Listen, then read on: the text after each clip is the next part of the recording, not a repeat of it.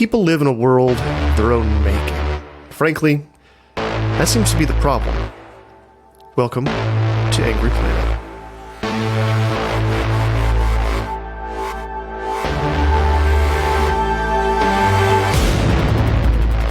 Hello and welcome to Angry Planet. I'm Jason Fields. And I'm Matthew Galt. The shine has come off Russia's regular military forces. We've all seen the pictures in Ukraine of burned out vehicles and crashed drones. Everything already starting to rust in the snow.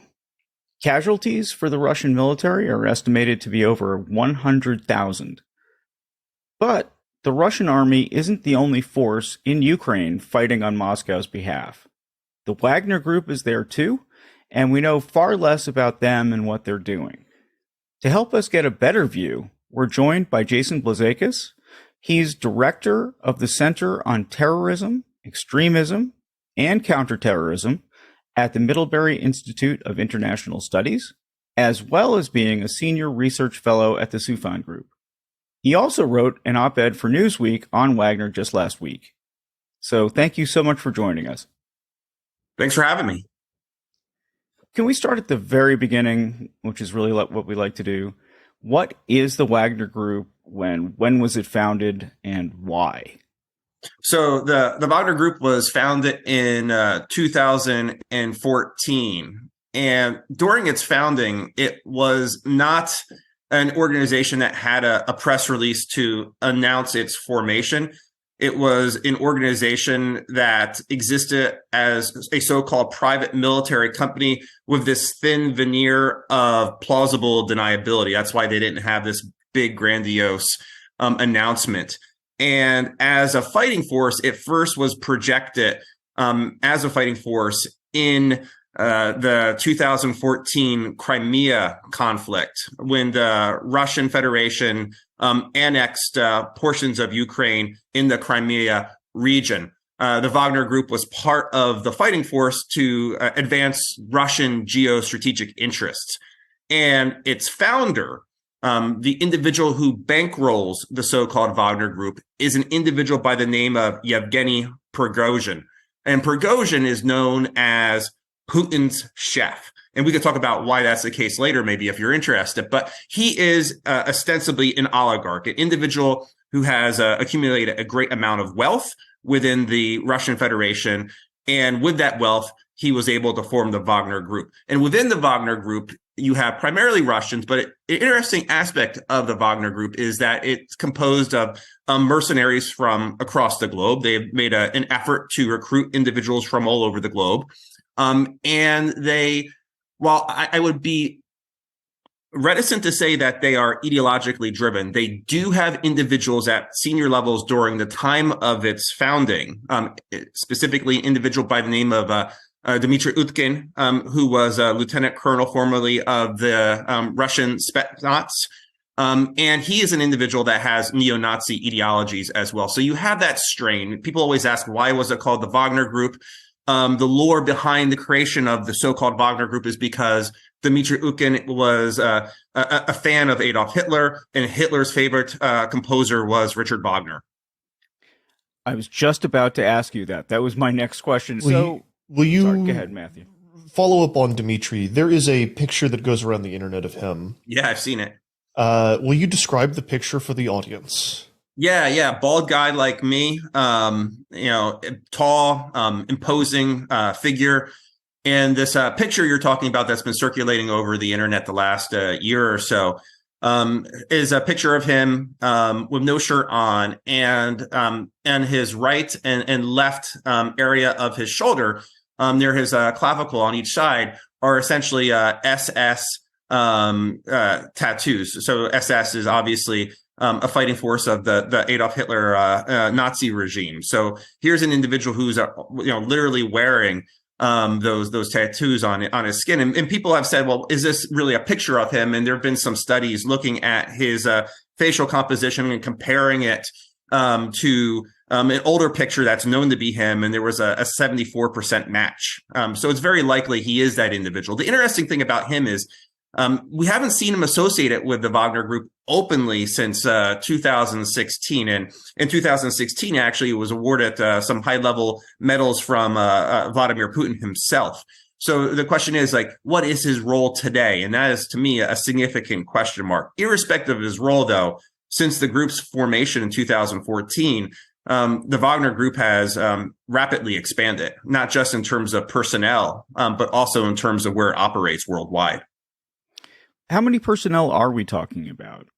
We're talking very likely. The precise answer is unknown. This is not an organization that precisely tells us the number of individuals within it, but we're talking very likely, in my mind, understanding where they are throughout the globe and how they've been deployed in Ukraine more recently. We're talking probably more than 10,000 individuals who compose the so-called Wagner Group. So it's not an insignificant number of individuals. And it's probably a group that has grown pretty considerably, given some of the recruitment tactics the group has utilized. Like what? Well, one example of that is over the course of this summer, Yevgeny Prigozhin went into Russian prisons to essentially take individuals forcefully out of those prisons to fight for the Wagner Group. So they've been able to artificially, I guess you could say, or very coercively bring their numbers up. And part of the reason is because obviously they have sustained a lot of casualties along the lines of the Russian Federation conventional military as well. In addition, there have been reports, for instance, of trying to recruit out of Afghanistan, trying to recruit members that had been formerly trained by the United States in Afghanistan to fight the Taliban. And those individuals, obviously, with the United States' departure from Afghanistan in August of 2021, are trying to make ends meet. There are certainly no friends of the Taliban, and the Wagner Group has identified this as an area for potential recruits. And I haven't seen the figures that have come out of that recruitment effort, but I think it shows the depth and scale in which they're trying to recruit individuals. And there were reports earlier than that as well, that they were trying to recruit individuals out of Syria to fight in the Ukrainian conflict as well. So very diverse recruitment methods being utilized by the group. And, some of them coercive, others primarily fiduciary related. Yeah, how does it pay? I mean, is it a good job? It pays pretty well. Yeah. It pays, thousands of equivalent US dollars per month. And in the context of, how people are getting by in Russia these days because of significant sanctions, that is not an insignificant amount of money, and certainly more than the uniformed soldiers make on a monthly basis. So it is a fairly lucrative way to make money. And because there's desperation, because of sanctions, amongst other things, combining that with the coercive aspects that Prigozhin has adopted, it is a pathway to potentially making more money for your family at the sacrifice of potentially your life, though. What makes you an attractive recruit? These days, in the context of the significant losses that you documented up top of this show, it's not a lot of things would make me want to go. So it's anybody who can ostensibly walk on their 2 feet would be attractive to the Russian Federation right now.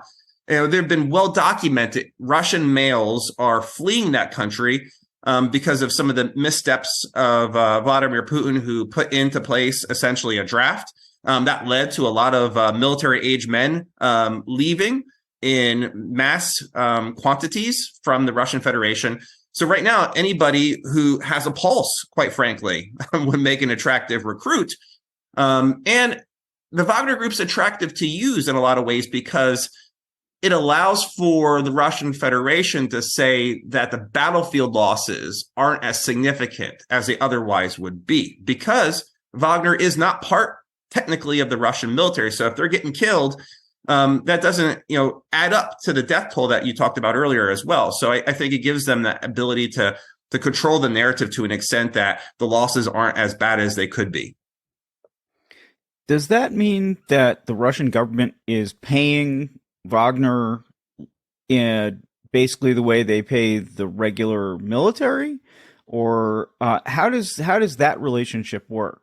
So Wagner is paid through the coffers of Yevgeny Prigozhin, and Prigozhin has made a lot of money through the backs of contracts he has had in place for a very long time, very lucrative contracts with the Russian Federation, ranging from cleaning services to contracted services in the food industry.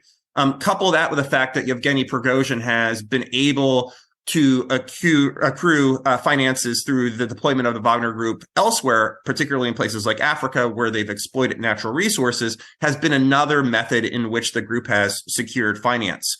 And those financial components are the ways in which Wagner is being paid. So the Russian state may not be paying them directly. And that is another example of this thin veneer of plausible deniability that the Russian Federation has. The interesting aspect to this, though, is technically speaking, the Russian Federation has outlawed private military companies. So in theory, the Wagner Group really shouldn't even exist. They should be banned pursuant to the Russian Criminal Code Article 359, which bans private military companies. And that's another reason why the Russian state really can't just hand Wagner Group money directly. So how well trained, right? It's great. It's a double speak game. Right, but that's how all of this Russian shit works. It does, right? Absolutely. Like it's always double speak and obfuscation and stuff that from the outside doesn't make any sense. Nope. It only makes sense if you really understand the ways in which the Russian political system operates. Because this does really nest it well within sort of how historically Russia and the Soviet Union have operated historically. How capable is this group? I'm just wondering, if I walked in and I was a warm body, which is an assumption, and I said, I want to join up, would they have the ability to send me through basic training? Could I choose whether I want to be a radio operator or drive a tank? Do they have tanks? I'm just wondering how much it's like all of the ads that we have in the United States for joining the military. Yeah, so they have a training facility in a former Spetsnaz camp, so they can do training in Russian Federation soil. They have deployed individuals throughout the globe who have been able to secure real-world experiences through those deployments. It's important to take a step back also to say that the Wagner Group is composed of individuals as well that have been formerly in the military within Russia. So they do have some individuals that actually have significant experience. Dmitry Utkin, for instance, the example I gave earlier today, was a lieutenant colonel in the GRU, essentially. So they are composed of individuals that have in some cases, real world capabilities. Now, of course, some of these new recruits that have come to the conflict, in a lot of ways, I've kind of described them as cannon fodder. They're just throwing them into the fire, using them, as fodder more than anything else to the level in which they have the capability to train them before they deployed. I think it's at a very low level. But as a fighting force, I think the Wagner Group's experiences in any number of areas has been, I would label, uneven. In some cases, they've been successful. Perhaps in the context of Crimea and Ukraine, they've been more successful, perhaps than the Russian conventional military. And I think that's in some reason why Putin has perhaps been sidling up closer to Prigozhin than Prigozhin has been criticizing Shoigu, the Minister of Defense. And I think part of that reason being they have been perceived to be more successful in Ukraine. But of course, they've been deployed in other places like Syria, where they actually had an exchange with U.S. military forces, and they did very poorly there. They were deployed in places like Mozambique before, and they left Mozambique because they were slaughtered by Islamist rebels in that country. So in some experiences, they've been very poor on the battlefield in terms of how they've been effective. In other cases, perhaps better than the conventional Russian military. Do they have military equipment like tanks or aircraft, or is it really just an infantry force? No, they have hardware. Prigozhin's a very rich guy, so they have like significant hardware. They have personal arm carriers. There is a story that came out about 6-7 months ago that even they may have fixed wing aircraft potentially. There was some good reporting that they may have those kinds of assets in places like Sudan. They certainly have helicopters. So this isn't just a bunch of dudes in boots walking about Ukraine or the remote areas of Africa. They actually have a real deal hardware. So in that sense, they are an organization that has materiel that allows them to project force in ways in which makes them capable. All right, Angry Planet listeners, we're going to pause there for a break. We'll be right back after this. All right, Angry Planet listeners, welcome back. We're talking about the Wagner Group.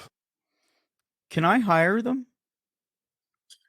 Well, it depends if you're an individual in the United States, for instance, which you are, Jason. So, the Russian Federation has made a list of countries who are friendly and unfriendly. So you being in a country that clearly is unfriendly, you probably would have to go through significant vetting before you could hire the Wagner Group.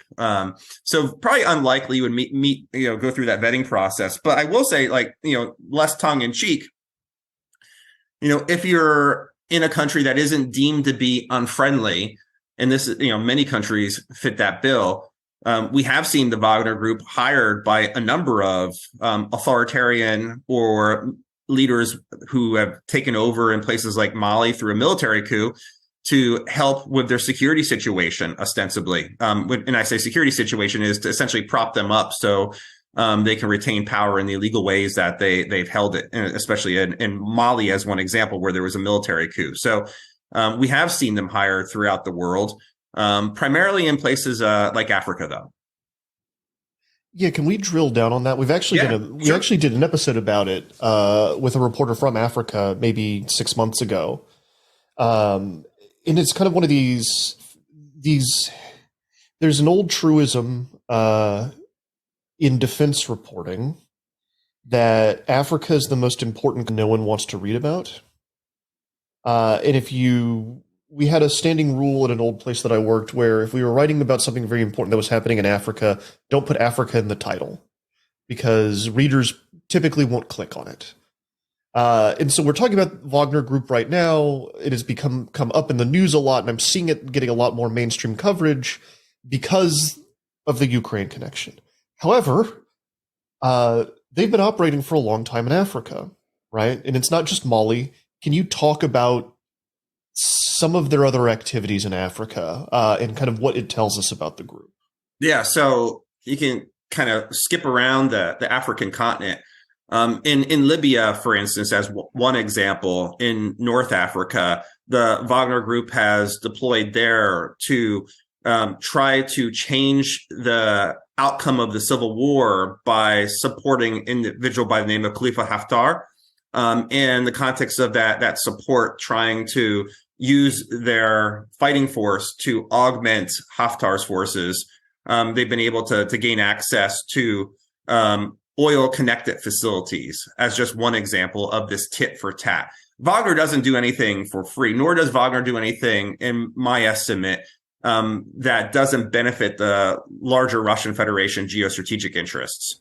In Libya, supporting an individual like Haftar in an effort to influence the end game in Libya, where perhaps the Russian Federation then could gain access to warm water ports and things of that nature, like they did in Syria, because they were deployed there as well in Syria. And as part of that deployment in Syria to skip around in the Middle East, the Assad regime gave certain benefits, again, in terms of oil access, warm water port access to Wagner mercenaries and to the Russian Federation, right? So this tit for tat that we see in Libya and Syria has also played out elsewhere.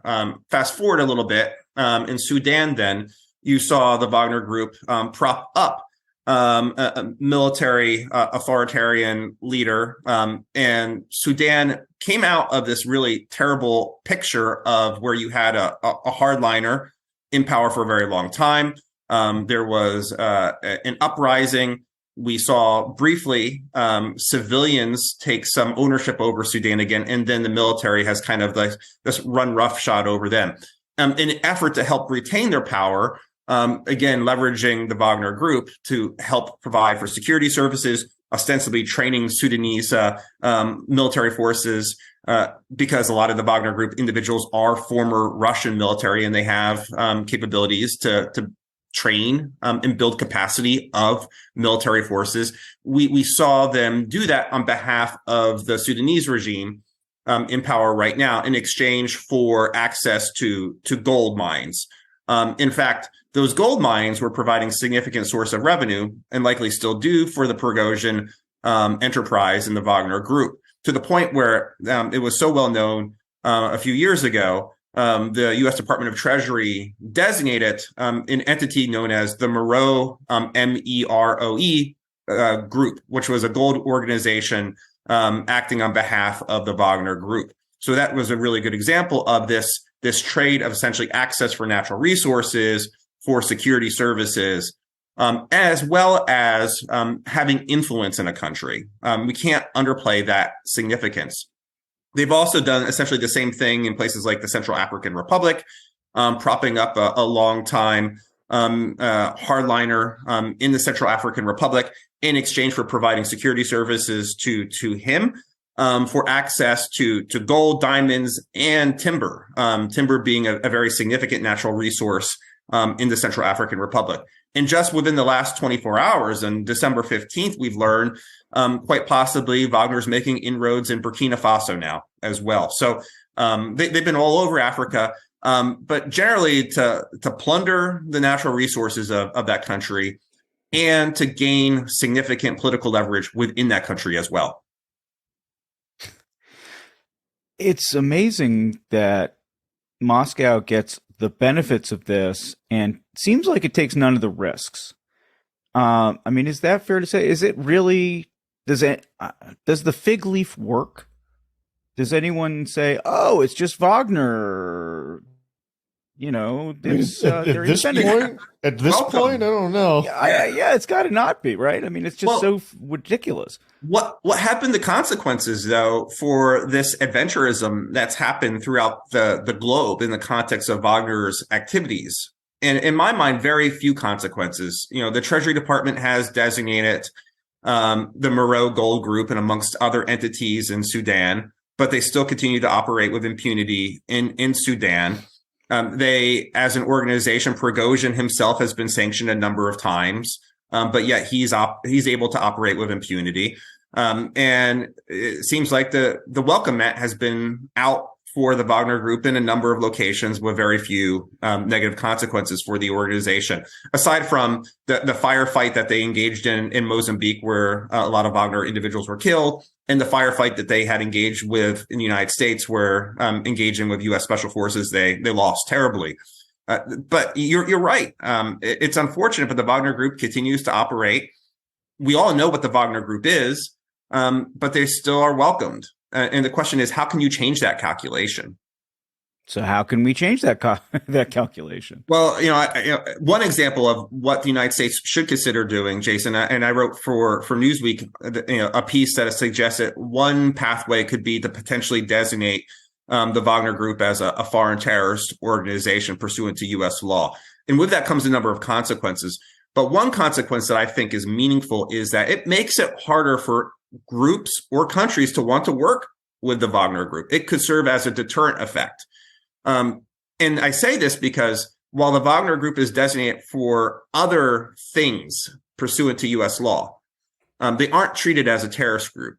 And I think that raises the stakes for countries and for individuals within those countries to do business with the Wagner Group if they were labeled as a terrorist entity. It's one thing to work with an organization that is designated because of the activities it carries out in Ukraine, which seems like a very distant conflict, right, for a number of countries in Africa. There's this disconnected feeling. But if you designate the Wagner Group and they operate in your back door or in your country, that could lead to potential prosecutions. It could lead to U.S. determinations that we can't provide foreign assistance to a country.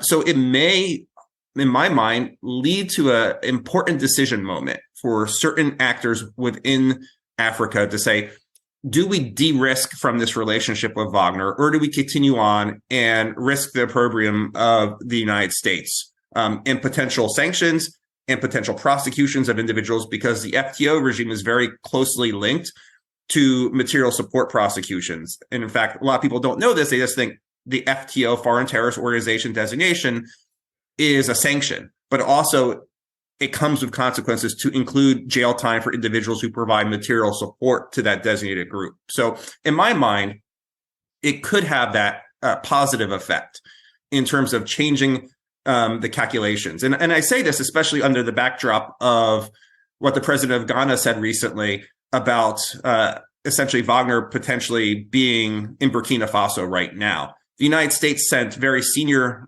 delegates to Burkina Faso just back in October, saying, hey, please don't work with the Wagner Group. Great. And now then, potentially they are. But if the United States said the Wagner Group in October was designated as a terrorist group, you better not work with them.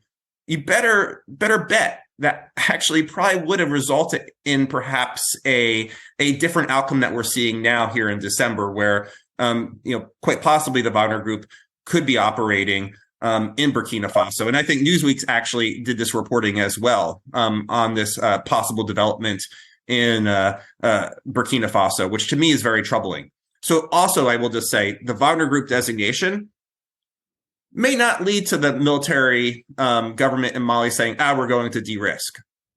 But it could also affect that country that hasn't yet worked with Wagner Group too, yet at this point. And I think that's a very powerful policy outcome, and it's worth pursuing. I want to back up. I've got a couple more, a little bit more bizarre questions. Putin's chef? Yeah. So why that, right? So Prigozhin has historically had a lot of food-related contracts for the government. So that's why he's been labeled essentially the meal services, things like that, Putin chef. He's made billions of essentially doing contract services in the food industry. Can you also tell us they're connected to some sort of it's like a fusion center or a defense tech center that's in St. Petersburg? Yeah, it just got created. Yeah, great question. And I'm working on this paper with a couple of my graduate research assistants right now that talks about the evolution of the Prigozhin Group. And in November of 2022, they were able to secure this facility in St. Petersburg, which is been labeled essentially a tech center for the organization. And the reason why, as we explore this in the paper for this, is to expand and diversify its activities. And I think Prigozhin knows in many ways he's been looked at as an individual by Putin as someone he can trust to essentially do things on behalf of the Russian Federation that perhaps others can't. And one reason why this center was created, in our paper, we talk about this, was to try to stem this brain drain situation that's occurring in the Russian Federation. With the Ukrainian conflict started now nearly a year in, the Russian Federation has lost a lot of smart individuals who don't want to die in Ukraine, a lot of these individuals with tech skills. And the creation of the center is a way in which they could try to rebuild tech skills within the Russian Federation. And a lot of people are trying to, within Wagner, say this is going to be kind of like the new Silicon Valley. That's an open question. And in fact, the interesting thing is about this, Prigozhin has had some words with the mayor of St. Petersburg as well over the last month and a half. And in fact, right now, the center, as of early December, at least, based on our information, was empty because there have been accusations that Prigozhin has been able to secure the center in ways that maybe obfuscate or get around circumventing St. Petersburg law. So I think there's a question of when they can go back in and inhabit this center, because according to our information and research, it's currently vacant, because they may have skirted the law, which would not be surprising, because if you go back to sort of the Wagner's foundation, in and of itself should be illegal pursuant to the Russian law. So Prigozhin was recently, about a month ago, taking to task and criticizing the mayor of St. Petersburg for corruption, probably because the mayor of St. Petersburg was actually trying to hold the Wagner Group accountable for some purchases perhaps it has made in St. Petersburg, like this building, that may have skirted law. Or maybe he just wasn't paid off. He wasn't paid off to the extent he would have liked. Exactly. This is how the world works, unfortunately, in the Russian Federation. A lot of corruption. Where is Wagner going next, do you think? Yeah, so to me, this is a critically important question for governments to try to answer. There have been reports, for instance, that the Wagner Group wants to increase its foothold in places like Africa. Africa is a very intensely natural resource rich continent. The Russian Federation obviously has been sanctioned by the international community for its activities in Ukraine. So the Wagner Group provides an important economic outlet for the Russian Federation, particularly as it relates to the acquisition of natural resources, in the movement of those resources or the exchange of those resources for cash. It could be a way to bypass sanctions effectively. So in my mind, where the Russian Federation and the Wagner Group goes next will be countries that have natural resources and have essentially abstained from UN votes related to Russia incursion into Ukraine, or have voted against initiatives to essentially condemn the Russian illegal invasion in Ukraine. To me, as I look around the world where the Wagner Group can go, if I'm a policymaker, I'm thinking about these two things as to areas where they can go next. Wagner is not going to go to a place that has no money. And the only exception to this is if that country would be susceptible to Russian influence, essentially to be owned and controlled by the Russian Federation, politically speaking. But if we go around the globe, Central African Republic, Sudan, Mali, all countries that are rich in natural resources and have been exploited by the Wagner Group. Where they also can go could be areas in which there are so-called failed states, right? States in which there is a lack of stability. Wagner can go in, swoop in, and try to provide security support as a way to say we can help you become more stable as a regime. So this is another area I think we should think about. They're not going to leave Ukraine, though. And I think first and foremost, that's the priority for the Russian Federation. The conflict's not going well. They're going to need Wagner there. And I had written in earlier this year, I thought we would actually see, and this is where my analysis was wrong. I'm always willing to embrace when I'm wrong. I wrote for the Soufan Center that I thought there was a chance that we would see a redeployment of Wagner assets out of Africa and into Ukraine. Maybe we've seen this to a limited extent, but not to the extent I thought we would. And I probably misestimated their redeployment because I underestimated perhaps the U.S. government and other governments putting sanctions on Russia in the way that they did. And they have been pretty weighty sanctions. And now we're just starting to see the effect of sanctions, I think, on Russia now, to the point where it looks like they're going to have pretty significant decline in economic growth, making the Wagner Group's enterprise in places like Africa all the more important. Jason Blazakis, thank you so much for coming on the show and illuminating some of this murky stuff. Very murky. Is there anything else you'd like to highlight that you've been working on recently? Yeah, I would just say stay tuned for the Center on Terrorism, Extremism, and Counterterrorism's upcoming report on the Wagner Group. We're going to explore some of the things that we discussed today, the tech center as one example, and what it means. We're going to talk a little bit about the financing of the group in terms of natural resources and contracting related to its activities. And I think the one thing we didn't talk about is we've done some sentiment analysis of the Wagner Group and how it's perceived within the Russian-speaking public. And I think the results there are going to be really interesting for folks. But the takeaway is Wagner has increased in popularity within the Russian-speaking public over the last year. And I think this report will be interesting for folks because we use data science methods and we do Russian language research as well. that I think may set the report apart from other reports produced by other think tanks that perhaps haven't looked at the Russian language dynamics. Thank you again. Thanks, Jason. Thank you, Matthew.